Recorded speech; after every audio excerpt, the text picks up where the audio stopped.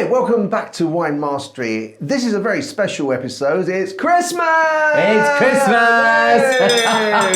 Snow, Santa, jingle bells. It's all happening. So the reason that we've produced this video is we're getting quite a lot of questions about what to have with festive meals like Thanksgiving and Christmas and New Year. So we thought we'd go through a few options for you in one video. Here they come.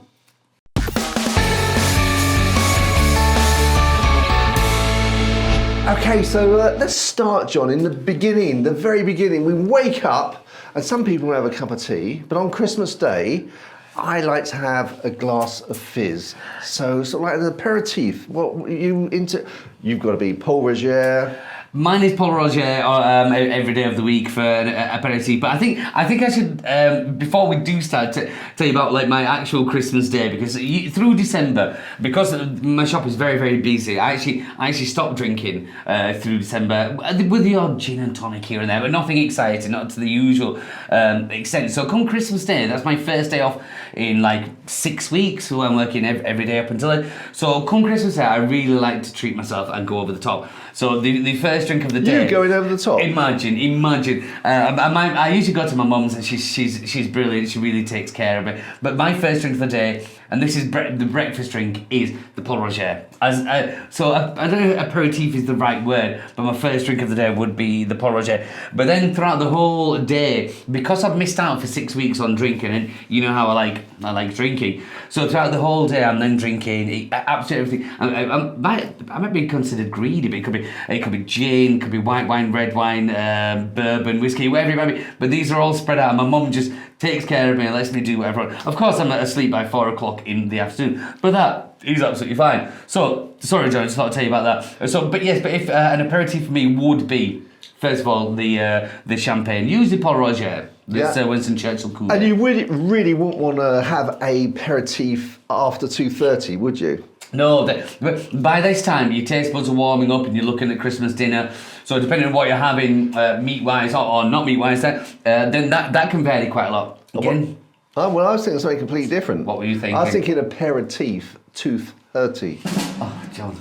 Oh, John, have I drunk too much already? Have I drunk too much already? You drunk too much. But as you are getting through the day, obviously your taste buds are taking more of a hammering, so they need more stimulation as we go on. Yeah. But then you've also got to look at the matching, what's going to go with what.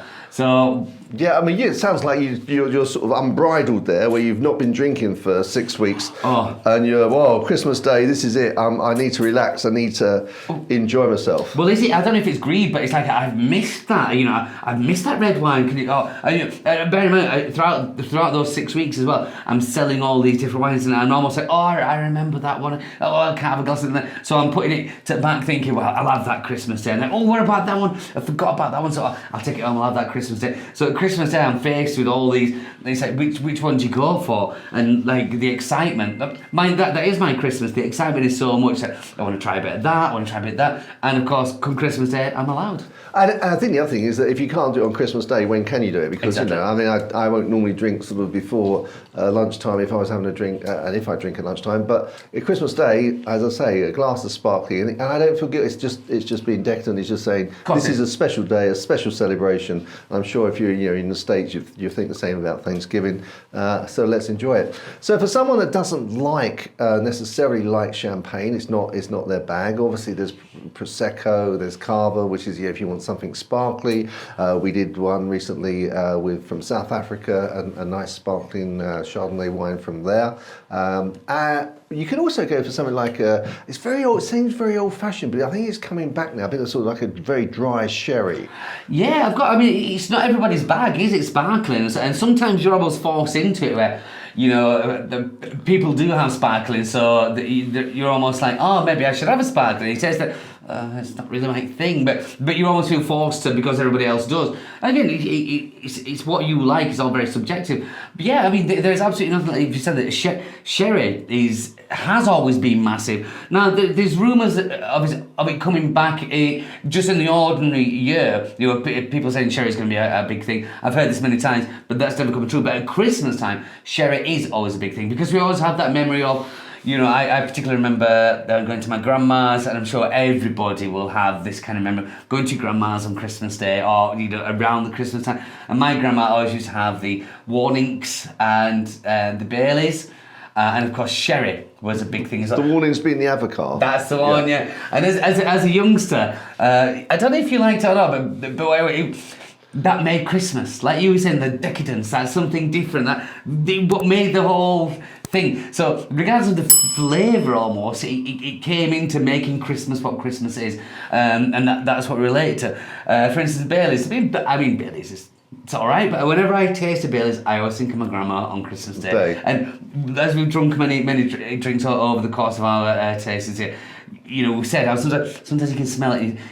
Even if you don't like it, it reminds you of something. But yeah, sherry is a big thing. But I think it was introduced way back when from our parents, grandparents. But it's a Christmas thing. Well, I think that's the reason that they say it's likely to come back is because a lot of our generation don't drink sherry because it's like, oh, it's an older person's drink, and all of a sudden here me, you know, I'm in that generation where before. Not you, John, not you. But the thing is now that you know, people in their 20s are not necessarily going to have an elderly relative that drank sherry. No, you ain't. Yeah. So actually, you know, and it's going to be different. You know, younger people don't like to do the same as their parents. They like to make their own path, tread their own path, and so actually sherry, you know, is going to be possibly something that's different. Could come back, yeah, because it is a decent drink. Oh, absolutely. But I think, like you just said, a lot of people will avoid it because it's sherry. I mean, even that word sherry, it's like it's not. But that is what it is. Yeah. So that aperitif wise, I think you'd be okay. Yeah, with all those. Yeah, and I think the other thing, if you want to sort of try something different, if you're serving your guests a sort of aperitif and you want to just do a little bit different, go for a white port. Oh yeah. Nice and chilled. Again, this is something that is completely overlooked. I mean, port on its own, we all know port, delicious. But white port is something that you don't always see. So, like I say, white port is overlooked and underrated. A nice, chilled. I'd forgotten about that, John. Yeah, that's right. So, you know, and again, it's a little bit different, and people will be, oh, yeah, what is this? And obviously, everyone thinks port, you know, after dinner, etc. But a nice white chilled port is an excellent start. So, well, let's move on. So, I mean, obviously, if you have sort of like in England, we will be having fried breakfast, bacon, eggs, you know, as well as, you know, that's really always over the top for me because then it really spoils the edge for me on the Christmas dinner. Depends when Christmas dinner's coming, because a lot of time it's quite a big thing, is it? So Christmas dinner could be anywhere from 1, 2 in the afternoon through till 5, 6 in the evening. So it depends on how your day is going to be. Yeah. But I think we'll skip breakfast because there are so many different combinations you could have. We'll leave that. But let's move to the main course for the sort of, you know, the lunch/dinner. So obviously Thanksgiving in the USA and Christmas Day here is normally around about turkey. A lot of people have turkey for their Christmas meal. Yes, I'll be honest, I've never been a massive fan of turkey in general. It doesn't do much for me, and so I'd want that on Christmas Day. I don't know, but a lot of people do, so I'm not going to put that down. So what wine you would put with that? If you're looking at a wine to go with a turkey, I would say either something very light and easy in your red, or something with a bit more body in your white. So I'd say, I don't know, we'd start with probably something like a Pinot Noir, but we've discussed many times how Pinot Noir can go from very light to very heavy. So this would have to be on the lighter style of a Pinot Noir. I think that would take on the turkey well. Yeah, absolutely. And I think that the reason you're saying it has to be a heavier white is because of the gravy and the vegetables and all of those strong tastes, rather than the turkey itself. Yes, it's the accompaniments that make you want to have something that's going to compete with that. And you need to take it on. Yeah, so, you know, I mean, I think that typically, so is Chablis. Yeah, it's something I always try to have at Christmas lunch. Yeah, and Chablis as well, because, you know, it's never cheap, so that's a little bit of a treat as well, isn't it? So you're having this Chablis on Christmas. Yeah, I get that 100%. Yeah. And the flavour, like you say, that would match perfectly. Yeah, absolutely. If you wanted another light red, I guess a Beaujolais would also be. You know, we'll do a link just up here to a Fleury that we recently tasted, which was very nice. It actually reignited my desire to try some more Beaujolais. Yeah, Beaujolais, they are good. You just need to give them more attention. I think it's the Gamay grape, and again, you can go quite light to heavy, but yeah, you can get a good call, that John. Good call. Yeah. Okay, so you've said you don't drink. Don't eat turkey for Christmas. So what are you having? Well, coincidentally, I was talking to my mum just Sunday, not yesterday, and we decided to go for lamb. Lamb. Okay. Yeah, I do. I like lamb. I like the lamb. It's the fat on the lamb that I really like, but also how you can cook it. Again, it's almost, when you get that kind of rare bit of bloody. It just appeals to me. So we're going for a leg of lamb. And so with the lamb, what were you intent to have? You've got again choices, haven't you? Again, it comes down to it's a personal preference, right? So if I'm saying lamb, that's what I want this Christmas. I also want a riocha. Because we all know knew you'd go there. You love riocha. And lamb, that's in that part of the world, northern Spain, a lot of sheep, it's a lot of lamb available. And the two together, and you don't even, the thing with that is you don't even have to go to like the really expensive Grand Reserva. I'm going to because that's what I want. But you don't have to, you could stick with an ordinary Chianti on that, and the two would marry perfectly. But I'm thinking personally, Grand Reserve, and I tell you, I'm cooking the lamb. Mum has got no luck in on this. She's a terrible chef, so I'm going to be cooking the lamb. You can't say that on the channel. Mum, she might give me a time. I think she'd be very thankful for me to take over the cooking. But yeah, and I'd even be like, even in the cooking, even when cooking in the kitchen, I'd have a bottle of Grand Reserve, having a sneaky glass, or prepping everything. And you know what? I'm saying this is making me smile as we talk. I'm looking forward to it. I bet you are. And tell me, with lamb, I normally, if I have lamb, I have mint sauce, but I wouldn't think mint sauce would go with riocha. I also have mint. Yeah, it shouldn't be a problem. No, I would have thought the acidity in it would maybe fight the riocha. I've never found that, John. Okay. But this Christmas I will specifically put the two together and taste and see what else. So another one that's often recommended, depending if you like the style, it's a bit too rustic for me, Chianti. And I think also you can pay a lot for Chianti. That's not. Yeah, you go down this with the Italian wines. It depends, because I've always said over a tenner you get something really big and heavy, or under a tenner it's really light and almost a little bit watery or thin. But Chianti, yeah, it's got that. There's the cherry flavour which should hit it. I just don't think it would go with it. But I think in my mind, because I've got riocha set in there, it's properly.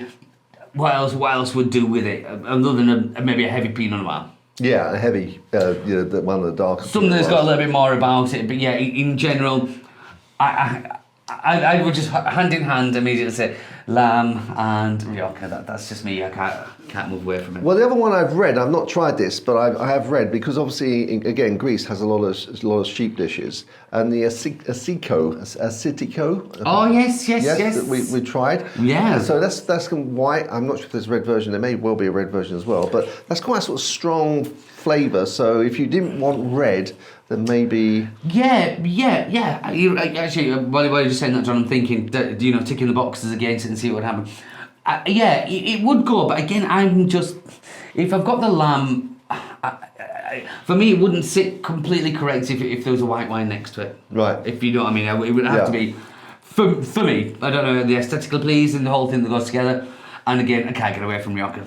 Funny enough, I had a Christmas meal just recently, and on Christmas, obviously this is filming in early December, with my son-in-law, and we had my son-in-law and my daughter, and we had a Christmas meal at the 3 Acres restaurant, which is a very nice restaurant from near where I live. Anyone wants to try it, excellent food there, give them a little punt.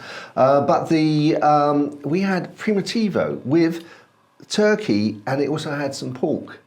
Okay. And I because I know that Chris doesn't like, my son-in-law doesn't like white wine, he prefers red. And I thought that with the sort of richness of the other sauce and the accompaniments, that it would actually sort of take that. And it was actually not a bad match. Okay, primitivo with turkey? Yeah, turkey and pork, but I think it's the fact that there was the sort of the stuffing and the sauces, the richness, and the vegetables that were, Because in general, you wouldn't think to do. But again, this is the amazing thing about it. It's all trial and error, isn't it? Find out what's going on, and it's your taste, isn't it? It's your personal taste. So all we're trying to do is give you some ideas for you to try, and let us know if you've tried any and what you think of them. tell us if they're rubbish. But everyone will be different in any case. Of course. And all we're trying to do is if we can get the 80-20 rule, where 80% of the time we're okay, but 20% we're not, then we're doing really well. Happy with that. Really well, really well. Okay, so I mean, one of the other things then, obviously, a lot of people will be having it if they're not going to go for turkey, would be roast beef. A lot of people, I think that's probably the second go-to, isn't it? After turkey, it's going to be beef. Yeah. And with that, beef, easy is the wrong word to say, but with beef, it's difficult to get it wrong. How to say that? I mean, a nice big Cabernet Sauvignon, Zinfandel Malbec, anything that's got the tannins in there, which the red meat will take the tannins away from. You're not going to go far wrong with that. No, absolutely. And if you didn't like red and you wanted to go for a white, perhaps something with a bit of weight in there, maybe either a heavily oaked Chardonnay or a Viognier. yeah, I'd go with that. Or Yeah. even a white Rioja, but one with a white Rioja that's spent a lot of time in oak. Anything that's seen oak and has got the weightiness. Okay. Pork is another one that people roast pork. Mm-hmm. So obviously, again, you would either be a light red or you nearly finished that glass. I know, and I'm so sorry. I didn't even realise it. Just when I said that, I looked over it. I was like, oh man, I'll put that down for a second. It's all right. We're bringing across an announcement of the sweets, so we can recharge it. Okay, that's absolutely fine. So. Let's go. Well, if you're looking the porky style things, you wanted again a white that's got a little bit of weight in it, but not too much. So maybe Shannon. Shannon would match it lovely. I'd even say some of the Viognier as well. We spoke about earlier, but a lighter style of Viognier, we could get that in there. Even this. Well, not even. I think this would. Yeah, but we've yet to actually review this. Yeah. So I'm not sure if this will be out in time for this, but this is a Greek wine, a blend of 3 grapes from Greece. But this is really. Yeah. Even like a Riesling. Would go nice with that. Yeah. Again, it would depend where it came from. Because you wouldn't want something that was too. Because some of them do have that petrolate in your face kind of a very obvious smell and flavour. I'd want a little bit more subtle than that. And also, some people would immediately think of the sweet, the 1980s, very sweet Riesling, rather than the dry that you can get from. Well, you can still get them from Germany and you can, New Zealand, etc. But okay. So we're going to move on to sweets. Ooh, as in puddings. Yeah. So what we got to do now is we're just going to slide across. So sweet. In the UK, we have a thing called Christmas pudding. Otherwise, some in other areas, it's known as plum pudding. Yep. So that's very rich. It's full of dried fruit, very, very heavy. It's like, you go through this enormous meal of, I'm not sure, I've actually read that Christmas dinner in the UK represents something like 2,500 calories in one Does not surprise plate. me. Does not surprise me 1 minute, because we all go for it, don't we? Absolutely, just pile it on. And then you have this Christmas pudding, which you can have with brandy, brandy poured on and then ignited and flambé or whatever that is called, or you can have it with bread sauce. Oh, not bread, that goes with turkey, doesn't it? Not bread sauce. What's the white sauce? Brandy, is it? Brandy sauce, and then custard. Everything. It's just so to quote a word you used earlier, decadent. It is. It's decadent. I think, and you hear people who diet purposely a month or two before Christmas so they can just go wild on that one meal. Yeah. And I think the wine of my choice with that would be Asti Spumante. It's sparkling, so it's got that refreshingness because so it's a heavy meal, so you got sort of like it's bubbly, it's a bit sparkly, but it's sweet and therefore can sort of compete with the sweetness from the Christmas pudding. But then you also get the other side, which people with pudding wines. You've got that again, that decadence, that richness, that the mouth-filling flavour, just power of flavour, but of deliciousness. And then a lot of people go for a pudding wine, which could be anything. The Tokay, Muscadet, Muscat, Moscato, the Sauternes. Any of these are really rich. It's almost too much all over the top, but it is only for that one day. It is only for that one. In fact, what I quite often do with the pudding wines is that normally during the year I'm not really into puddings, but what I will do is have a pudding wine instead of a pudding. Oh yeah. That's the thing, isn't it? Because after finishing your meal, you just want that I sound really English, but that banger just to finish it all off. Just this is it, you've done it. And then you can go for a kip. Yeah, absolutely. So I mean, some people go chocolatey, don't they, for pudding at Christmas? Yeah. So where would you go with that? Well, obviously, with that, you would be looking at the salt. For me, I'd be looking at a port to go with that. Maybe again a dessert wine, but I would lean more towards the port. Again, you're looking at the matching the richness with the richness. So yeah, something like a late bottle vintage, even a vintage, but vintages can be a little bit expensive. Depends what your budget can stretch to and what you want. Again, it's a mood thing and it's a very personal thing. You wouldn't go to Bailey's then? I don't know. Maybe I would. Again, it would definitely be a mood thing. What you would go for? There's nothing wrong with the Baileys. It has a time and a place. So, as a cheesemonger, we're going to move to cheese now. We're going to move to cheese. Now, as a cheesemonger, obviously, how many do you stock? About 180. Right, so I am assuming that you have some cheese on Christmas Day. John, I have cheese every day. No, I know, but I'm assuming, just talking about Christmas Day, after your meal you will have some cheese, I'm assuming. Goes out, well, it wouldn't even just be after the meal. What would happen is the meal will be had, and we've all been there where you've had your pigs in blankets and you've gone for the main meal and then you've gone for pigs in blankets. Some of the people outside UK might not know. Pigs in blankets are generally these little tiny, almost like cocktail sausages which were wrapped in bacon. Decadence. Just get into it. It's just what should we have? Meat with more meat. Let's have that together and enjoy. So again, all over Christmas Day, we've overdone it, but we're allowed. But then this is the thing. Not particularly just for Christmas Day. Once you've had your meal, and I've done this many times. You've had your food, and I couldn't eat anything else. Nothing else than a cheese board comes out, and like. All right, mate. There's always room for cheese. So what I tend to find anyway is you would have that full meal and everybody's sat around the table going, I don't want one more thing, and then the cheese board. It's going to stop for one moment there because it's just in my mind that I'm looking and remembering that table where all the food is out, we've all eaten it, and we're all a bit pogged, and then everything comes off, then the cheese board comes out, and regardless of how full you are, you just look at it and think. Yeah, you could always have a bit more cheese. So, yes, and then that cheese board, it would never go away. That day is eaten for the rest of the day. Throughout the evening, you may be watching the Christmas movie, you may be playing Christmas game, whatever it is, that cheese board is still there. And everybody wants to go and just have a little nibble of it. So let's look at the different styles of cheese and what wine or drink would go with them. So, a stereotypical cheese board, something hard, something soft, something blue, something a bit different. So if we start with your hard ones, let's say the typical one will be cheddar. So for me with the cheddar does tend to be quite hard, quite tasty, got a lot of flavour in there, so you're going to need something that's going to take that on again. And I'm sorry, John, I'm going to take over here because I'm going to wax absolutely lyrical about this because obviously I'm a cheesemonger primarily. So you want something, I say, something big and tasty to go with, and I'm going to hark back to Rioja.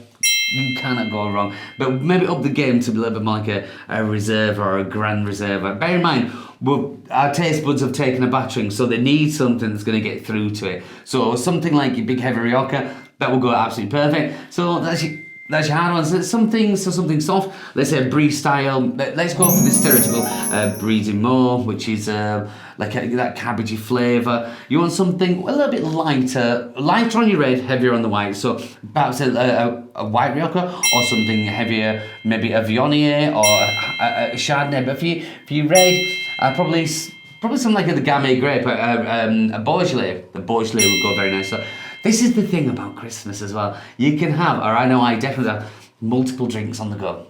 Multiple, because I'm allowed, you're allowed, we're all allowed to do that. So then let's move on then to your blue cheeses. Now that's some, it's the stereotypical salty sweet. These two go together so well. And the biggest flavours that you can ever get, and the two that marry each other hand in hand, is blue Stilton and port. Late bottle vintage preferably, but any port. Port and blue Stilton together. Did I ever tell you the time I once, I used to live a long time ago in a student house when I was a young man, and I was working at the shop, and this house had, I think it was 5 bedrooms and there was about 7 of us living there, and very rarely did you get the house to yourself. And I remember there's one rare day where the house was mine for the evening, and so I took home a bottle of port and a quarter of a round of blue Stilton, And in the opulent kind of style, I thought the Stilton was the side of me. I thought I'll just leave it there to warm with the port there. And I can't remember. I was thinking because there was nobody there. I thought I'll just watch a film, feet up. They're going to be beautiful. And I thought I'll just have the port and Stilton be nice. And never in my wildest dreams did I imagine I would finish a whole quarter of a wrap. Didn't? I did. I finished that, but all because it was so delicious. Because again, it's a Christmas thing. Were you ill? Yes, the next day. Yeah, I wasn't very good. So I wouldn't recommend it. So, but what I'm saying is those two marry so well. There's two of the finest things. Excuse me, the finest flavours you can have, especially that go together. So we've done the. Have we done the soft? Softer was that? Yeah, that was the Brie. Yeah. The lighter Beaujolais Gamay style. We've done the blue, we've done the cheddar, so something different. Well, that could come down to a lot of categories. But let's just take one for instance. Let's say Kaltbach, my favourite at the minute. So the Kaltbach, I would lean towards a red with that. Something with a little bit more power, but not quite up to your Shiraz style. So maybe something like a Cabernet Sauvignon. Something fruity with a little bit of tannins in there. So the Kaltbach could just take those tannins away, so you can appreciate the two. Yeah, for what it's worth, for my platter, I would have Stinking Bishop because I love Stinking Bishop, so even throughout the year. But Stinking Bishop, I would not have what you consider the best cheddar. I would have the strongest cheddar because I just want that sort of tanginess after the power, and Kaltbach and maybe some Munster. Yes, yeah. Oh, Munster when it's in good condition. Mm-hmm. Delicious. And what would you go with Munster? Because I would say that could even take a sweeter white wine. Yes, it Munster, could. Yeah. Again, this is the beauty of the match of foods and drinks, foods and cheeses, but especially on Christmas Day when you have free reign, when nobody can tell you you shouldn't be drinking at 10 in the morning. So here's one that's a little bit unusual, but I've actually wondered that sometimes, occasionally, a brandy. Yep. And if you're having a brandy, what cheese would you have with a brandy? I would say you're going to either a washed rind cheese or something like your Munster, something like a power of flavour, or something like a strong cheddar. You're going to need something that's going to take it on, because your brandy, although on its own can be quite smooth but complex and light, the cheese you would want to have a power of flavour to take it on. I mean, if you like to, for instance, put that with a Brie, but like a pasteurised Brie, it would dominate. It wouldn't be an enjoyable. You'd be okay, but it wouldn't marry as perfectly as your cheddar, your Munster, your well-developed Stinking Bishop. Excellent. So I think that hopefully we've covered most of the things that you would eat and what you can drink with it for the Christmas. So I guess that all it needs for us to now do is say Merry Christmas. Merry Christmas, do have a wonderful one. And a Happy New Year! Chin chin! Chin chin!